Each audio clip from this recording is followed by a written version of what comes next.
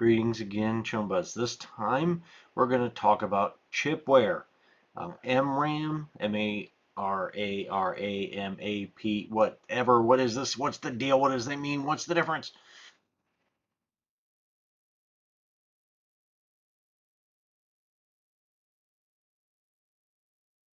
Okay. I was joking there, obviously. MRAM, you got two basic kinds, digging right in here. Two basic kinds of chipware. You've got MRAM, M-R-A-M chips, and you've got Apt-are chips. Really basically, one is skills, physical skills. You pretty much all going to be reflex based. They're physical skills. They're going to be things like driving, piloting of various types of piloting skills, aircraft, AVs, gyros, whatever it is, whatever that particular chip is. Um, Karate, other types of martial arts, other melee skills would be APTR chips, reflex APTR chips. The MRAM chips are all just raw information that you can access. That's basically the difference between the two chips, okay? That's it. Now, if you're wanting to have, for example, you need this particular run you're about to go on, and you need to know how to pilot a AV, an aerial vector vehicle. You've never done that before. Your character has no idea how, no basis to try and pick it up. Even if there's a lag between sessions, you know next session, game session, you're going to have to pilot that AV, but you've had no basis for it. And your ref won't let you pick up a skill unless your character has some basis, some learning, some interaction, something that would give him an excuse for having picked up the skill. What do? The answer is you buy a AV pilot chip. They're expensive, relatively speaking. They're only all kinds of chipware, only available generally from +1 to +3. In other words, you want to learn to pilot, again, you want to be able to pilot that AV, you can buy a +1 pilot AV chip, a +2 pilot AV chip, +3 pilot AV chip. Whatever you buy, that's the best you're going to be able to do using the chip. And you can't put IP, you can't put improvement points into that skill because it's not a skill that you have learned. You're using a piece of cyberware, a piece of chipware, in order to do that thing. So if you get for example, you get a +2 AV pilot, we'll use that example, continue to. You get a +2 AV pilot chip, you put it in your chipware socket, you use your interface plugs and hook up to it, however you want to do it. We'll go into that in a little more detail here in a minute. You hook up to that chip, you've got a +2 now, an AV pilot. Not really, but not quite.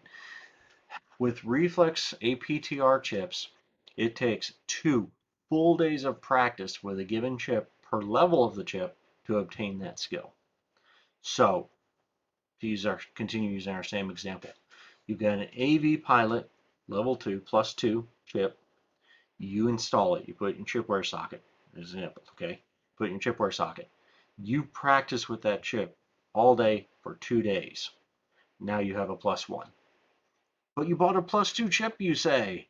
Well, another 2 days, 4 days of practice with it, and you'll have your +2.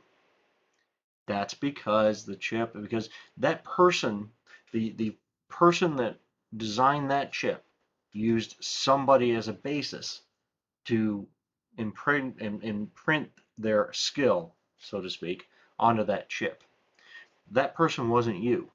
They were taller, they were shorter, they were stronger, they had other reflexes, they had other skills that you don't have. So it takes 2 days of practice per level of the chip for the chip to become acquainted with your body, for your body to become acquainted with the chip. There you go. So if you had a +3 chip, it takes 6 days. Now, after the first 2 days, now if you had that job coming up, you have to be able to pilot AV. You find a hell of a deal on a +3 AV pilot chip and you plug it in and you practice your ass off for 2 days. You've got a +1. You can go use it. You do not have to continue to practice. You're only going to get the +1. You've only got a skill of 1 in pilot AV, but that might be all you need for what you need for the job. So you can do the rest of your practice after the job or whatever, see what happens. You may not care, you may unplug the chip. Now, the way I play this, it does not comment about this part in the book, but the way I handle it in my games is once you have become acclimated to that chip, the way I usually do it is that chip is yours. It's not going to work for anybody else. You unplug it, it's not going to work for somebody else. That's one of the ways I usually do it. Because that chip has learned you, you've learned the chip, and that's it. The only way you could reset it per se would maybe to have a net runner.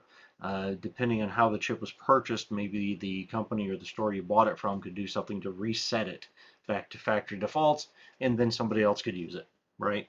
Depends on your ref, depends on how you want to play it. That's the one way I'll do it. Now, the other way I do it as a ref is that you unplug that chip and somebody else uses it. They train with it. They get the benefits from it. When you plug it back in, you're starting over. You start over from scratch. You got to do all your training, all your practice again, because that chip has now been trained to somebody else. Now it's got to learn you again. Okay, there you go. That's APTR chips. Pretty much reflex all, well, not pretty much, they literally are. All reflex-based skills, pretty much any of them you can get as a chip. The availability of a given skill at a given level between 1 and 3 up to your ref, completely up to your ref. Now, you want a 4, you want a 6 Taekwondo chip, talk to your ref. It may or may not be available at all, may just not be an option, the technology may not be available. Maybe your ref says yes, you could potentially get that, but you're going to have to find the right fixer, you're going to have to find the right net runner, you're going to have to find the right place, the right market, the right whatever, in order to get a hold of that particular chip, or you may have to have it made for you, which is going to be pretty damn expensive. But anyway, up to your ref. 1 to 3 is normally available, assuming your ref agrees. Anything more than that is a custom, either custom find, custom made, difficult item to come by. Okay, MRAM chips, that's the other type, right? Okay, MRAM are raw skill. Raw knowledge, that's the difference. MRAM is raw knowledge. Anyway, so you got this job coming up this afternoon, and you need this contact, this guy you're going to meet, this person, this woman, you got to get in with them, and they just love 1950s music. That's their thing. They're into it. You don't know a damn thing. You're into chromatic metal music. You don't know anything about 1950s. What the hell? So what do? But you gotta meet this contact, and that's potentially your way in. You get an MRAM chip of 1950s music, and one again, same deal, 1, 2, or 3. And while you have that chip plugged in, and there's no training on these MRAMs, you just plug them in, you got it. While you have that chip in, you have that specialty skill or specialty knowledge, 1950s music, at a +1 or 2 or whatever chip you get. You get a +3 chip, you get a +3. Same deal as I was talking about. Anything more than a +3 is something that's going to have to be specially made for you, or your ref may decide that it's just plain not an option. Not you can't get chips better than +3, or he may say yes, they're out there and available, but you're going to have a hard time finding it. You got to find the right people. You got to jump through these hoops. You got to do this job, whatever it is. Talk to your ref about that stuff. Okay. Now, that's the difference in the chips. That's a basic what they are. Now we're going to talk about how do you actually connect to a chipware, be it MRAM or APTR, either one. You got 2 ways you can do it. You got chipware socket. Now, chipware socket's a piece of cyberware that's installed. Usually, I believe it says connected around the neck. Plug your chips in, unplug them, whatever you want to do. Chipware socket holds up to 10 chips, but you can only use a number of chips equal to your intelligence stat. You have intelligence of 5, you can plug 10 chips in, but you can only have 5 active at a given time. Now, if I was a ref in that given situation, I would make sure that that player is keeping track and telling me when one's being deactivated, when another's being activated.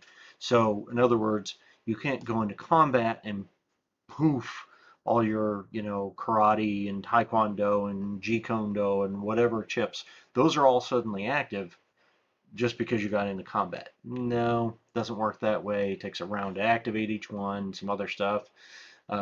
We got to make sure we keep track of these things. This isn't a magical world where things just happen. No, everything takes time and you actually have to do it for it to happen. Anyway, hey, I love that game too, okay? I play those magic games too, but that's not what Cyberpunk is. Anyway, um, so that's chipware socket. Now, also, if you're going to use a chipware socket, you also have to have a basic neural processor installed as well. That's the box, the thing that goes between your nervous system and all kinds of other cyberware. Most other kinds of cyberware that's installed needs a neural processor to be that link, that middleman between the piece of cyberware and your neural system, you. Getting late where I am. Excuse me. Anyway, so that's one way. You use a neural processor. If you already have other cyberware, you probably already have one. Chipware socket. The other option you can get is interface plugs. If you already have interface plugs, you can just plug into it using your interface plug into a chip. The drawback there is that while that interface plug is plugged into that chip, you can't use it for anything else. So if you are a net runner and you use your interface plug to jack into your deck, but you've got this chip in there right now, you got to make a choice. You're unplugging the chip so you can get into your deck, or you're going to leave the chip plugged in, or what you're going to do. If you have multiple interface plugs, some netrunners, some other kinds of tech, some other characters might have 2 or 3 or 5 interface plugs, or Livewire. I love Livewire. Whatever, you have something like that. Okay, depending on how many you have, that'll affect what else you can do while you're hooked up to however many chips. Okay. That's great. That kind of thing is great if you need instant access to particular information, nearly instant access to information, but you only need it for that minute or two. So you plug into this chip, look up whatever information, copy it down, make a note of it somewhere else, copy it over something, and then you unplug from the chip and you use that interface cable to plug into the vehicle and drive away. Whatever, right? Okay, there you go. MRAM chips, Apt-are chips. That's the difference. That's how you use them. Now, if you have any questions that I missed in talking about these chips, make sure to leave it in the comments. Check out the other videos. See you in the next one. Thanks for watching.